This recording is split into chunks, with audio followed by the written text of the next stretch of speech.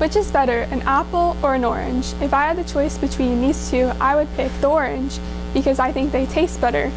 But what if you have an orange and an orange? All these products taste about the same and are made of about the same ingredients, but I would pick the one in the middle, simply orange, because it looks better. And that's why graphic design is so important in business. It's the difference between what sells and what doesn't. That's why doing business without advertising is like winking at a girl in the dark, because you know exactly what you're doing, but nobody else does. Oh, sorry. My name is Parker Spradley, and my topic for ISM this year is graphic design, and my mentor is Natalia Vargas. So this is a little bit about me. I have 2 jobs. I work at Blaze Pizza and KD College Prep in Frisco. I'm involved in some of the main organizations here at FHS, like Cross Country, Student Council, HOSA, National Art Honor Society, and National Honor Society. But my main activity related to my topic is art. And I've taken all the AP art classes at FHS. These are a few of the highlights from my portfolio. I've taken AP art drawing, 3D, and 2D, and so this year I wanted to choose a topic that had something related to that interest. So I'm actually an ISM 2 student. Last year in ISM, I studied medicine, and I wanted to be a doctor since I was a kid. So this year I wanted to kind of move away from that and explore a different career option. And the reason that I didn't choose studio art, which I'm more experienced with, as opposed to graphic design, is because I thought that the career outlook for graphic design would be better and that there would be more employment opportunities, because as long as there are businesses that are being created, then there's a need for graphic design. Unfortunately, the career outlook wasn't as good as I was expecting it. It's growing at a rate a little bit below the average for art and design occupations. But the key piece of information to take from this is that while employment of graphic designers in the print industry is declining by 35%, employment of graphic designers in the digital and computer industry is growing 21%. So that's why the second part of my ISM is more focused on that field. I went on 5 interviews. My first was with Mr. Jason Franzen, who is the founder of his own company, More Simple. And then his company philosophy is focused on the paradox of more, which means that you have to think more to communicate something in less amount of words. I think this is a perfect example of logo design because you're essentially trying to communicate the entire essence of a company in just one symbol. My next interview was with Ms. Natalia Vargas, who is my mentor. I'll talk more about that one later. My third was with Mr. Josh White, who is a graphic designer for NBC Art House, which is a news station in Dallas. And then my fourth was with Miss Jennifer Wong. She is the founder of her own business, Jenny Wong Designs. And then my last one was with Miss Melinda Martin, who is a franchisee for Fast Signs. So for my original work, I wanted to become more familiar with the 3 software programs that people most use in Adobe. The first one of those is Adobe Illustrator, which is the perfect program for creating original design elements and illustrations. You wouldn't use Illustrator for the same reason you'd use Photoshop, which is to edit photos. So that's a little bit difficult to do in that program. But Photoshop is the one that most people are familiar with, which is, as I mentioned, used to edit photos. And then the last program that I used for my original work was InDesign, which is basically a publication formatting software that has a lot of templates for different books and brochures and other publications. So for my original work, I wanted to analyze trends in an industry. If you've ever looked around, a lot of people have noticed that the fast industry, a lot of the logos used by restaurants in the fast food industry all have red and yellow. So to start this process, I looked up the top 10 companies in each industry I wanted to study, and then I looked at all their logos. I picked 6 that fit one trend or correlation. The fast food one I've already explained is red and yellow, and I think that this is because they feel like these colors make people more hungry. And so after I set up the logos and put them into that little box, I basically extracted the color scheme from the logos using tools from Adobe, and I made the brand color palette in the typography section. I did some more research and I created some graphs in Illustrator to represent the industry, and I picked pictures that represent the industry and I formatted all of this into applications in InDesign. So that's the fast food industry. The second industry I studied was medicine, and then these are 6 of the top companies in the pharmaceutical industry. I feel like what the pharmaceutical industry was trying to say with their color scheme, which is a blue, green, and brown palette, is to give the appearance of calm and neutral. The third industry I analyzed was the waste management industry. And so it makes sense for the waste management industry to be green, because obviously they want to give off the appearance of being good for the environment and clean. So these are 3 of the companies of my original work. I published the whole thing on my website. This is my mentorship. My mentor is Natalia Vargas, and she is an art director at Bottle Rocket. And so Bottle Rocket is a mobile app development company. It has 2 main focuses, the first of which is integrating art and developers and communicating between these 2 sectors. So the art directors are communicating with developers and showing them what design elements they want to use, and the developers are telling them if it is feasible or if it's like easy to code these elements. The second main focus of Bottle Rocket is user experience design. And user experience design deals with the interactions that a user has with an app. And the reason that user experience design is so important today is that things we design today are more than just aesthetic visuals. Today, designers are challenged more with the way things behave, how they interact, and how they move around, how they feel. So developers, I saw this on a podcast, developers aren't just programming apps, they're programming people. And what that means is that we are actually shaped by the way that applications work. I think that one of the most persuasive elements an app can have is a words program. And the first thing that people think about when they think about a rewards program would maybe be a restaurant or a clothing design company's rewards program, where if you buy a certain amount of products, then you earn points towards buying another one of their products.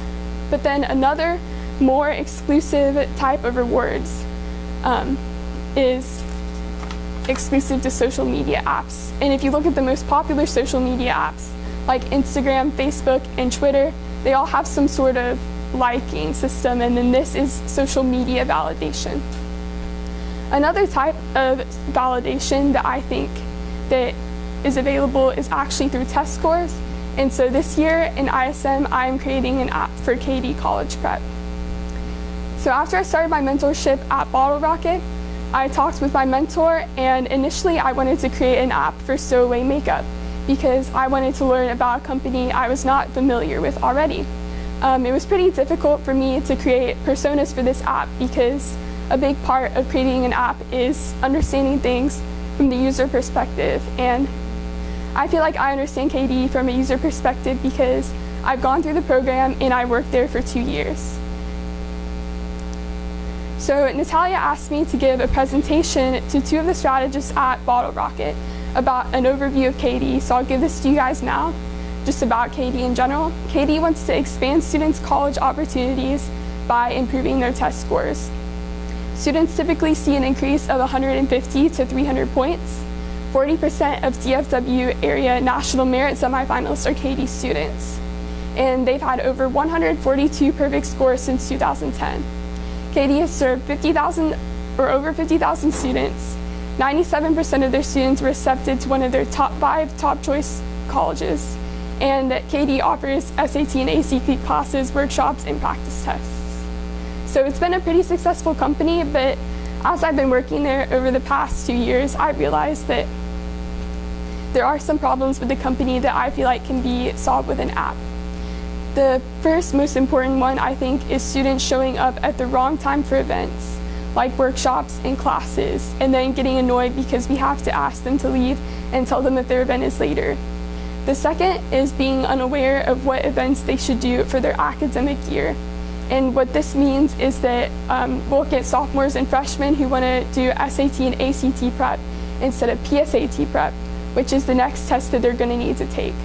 And then the third most pressing problem is losing their ID. We have a tangible ID that's like a card. And my mentor told me that maybe I shouldn't just only make my app be focusing on students, because parents also might want to use the app. So here are some problems I feel like parents have with KD. The first is that parents are unaware of what their students are actually doing at KD. So while parents might think that their student is taking a class, they might have actually just gone off somewhere and not be at KD. The second is that they don't believe that their kid is making real progress. They're not seeing the improvement in their kids' test scores. And then the third is the same as the student, that they're unaware of what events their kids should do for their academic year. And they push them to do too many practice tests or take ACT classes before they're supposed to. So the mission statement for my app for the student is that the student should remind them when they need to go to KD and what they need to be doing there. And for the parent, the app tells me what my kid is doing at KD and how KD is helping to improve their scores. The first step of the app creation process, Natalia told me, is creating a user journey. And this is basically a timeline from the first time that a person at KD is going to use the app to the time that they're going to finish. So I explained this to Natalia in terms of like my personal experience with KD, and she drew all the events on the whiteboard. For me, it started when I wasn't happy with my PSAT score sophomore year. I asked my parents if I could do test prep. They enrolled me in KD. I went to orientation, and then we've decided that the first start that we want people to download the app is actually at orientation. After orientation, I started taking classes at KD.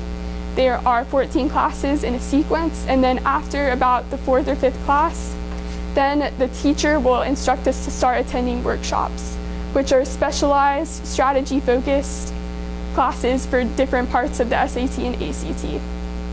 And if you're a junior, then you want to be taking ACT bonus lessons and practice tests, probably about 2 practice tests a month. And then the timeline of KD ends when you take a national test and you're happy with your score. If you take a national test and you're not happy with your score, then you start from the beginning. So from this user journey, me and Natalia distinguish a few key features that we definitely want the app to have. The first is reminders. We feel like this is the most important. We want kids to be getting there on time and ready to go. And the second is schedule, so that people are going to be able to register for events without having to call in or email, which we think is inefficient. The third is progress, which will tell the student how many workshops and how many classes and how many practice tests they've been taking. And then we also want to have a score page that lets them know about all their previous test scores, because as of now, the only way that they can do this is by actually coming into KD and asking a student worker. And then the last feature is an ID, because right now, as I mentioned, we have the tangible IDs, and I want to make it mobile so that we can scan it from students' phones if they forget their ID. The next step is creating a sitemap, which is basically a navigational overlay of the different screens in an app. It starts with sign in, goes to home, and then there are 4 main tabs, which are schedule, scores, reports, and student ID. The wireframes are an expansion of the sitemap, which might include features like login screens and test scores in it, and then all the little tabs. So the first step of creating my product after the wireframes was a mood board. This was the step that I probably would least expect to do. I had never heard about this before, but according to Natalia, a mood board is a collection of images that gives off a mood that you want your app to do. So for creating an app for KD, at first I wanted to just look up, my searches would be like school or students taking a test. But then I realized that this defeats the purpose of having a mood board, because those things are not a mood. And then I thought about the example of Chipotle, which is a restaurant, but for Chipotle, if I was creating a mood board, I wouldn't just fill it with images of Chipotle burritos or something. I would look up things that emphasize a healthy lifestyle, like a person meditating or cows in a pasture or a blue sky or something. So for my first mood board, I wanted to fit the theme of discovery or searching for knowledge. And my pictures are of like astronauts and space and geometry and things like that. The next step of creating the mood board is to take all the images and format them into Grid in Illustrator. And then after I did this, I kind of realized that this didn't really fit the theme of the company. This was the first mood board I created, and looking back on it, I think it might have fit more a science museum or an app about space. So after you format the mood board in Adobe Illustrator, the next step is to create design elements. And after I created the design elements, I realized even more that this was not fitting Katie. So I created 3 more mood boards. This is the final mood board that I have. The next step to actually creating an app is prototyping it, and then I had a problem with this because if you want to prototype an app in real time, you need a Mac computer, and BottleRocket uses a software called Sketch to do it. And I don't have a Mac computer, and I don't have a Sketch license. So I went on Adobe, and I realized that they actually have an app that's in its beta version called Adobe XD, which is a very simple prototyping app. You just put the design elements into screens, and then the way that you connect them is by clicking on an element and then dragging to another screen. This is the process of creating a screen. It's pretty simple. You start in Adobe Illustrator, and then after you have the basic design elements, you pull them and drag them and drop them into the screen. And then for interactions between screens, you click on an element and drag to a different element. So for next year, I'm going to be attending the University of Texas at Austin. I'm going to be double majoring in biology and plan to honors. I definitely want to continue taking classes in graphic design and practicing work in graphic design. So I'm going to be thinking about medical illustration. Thanks for coming to my presentation.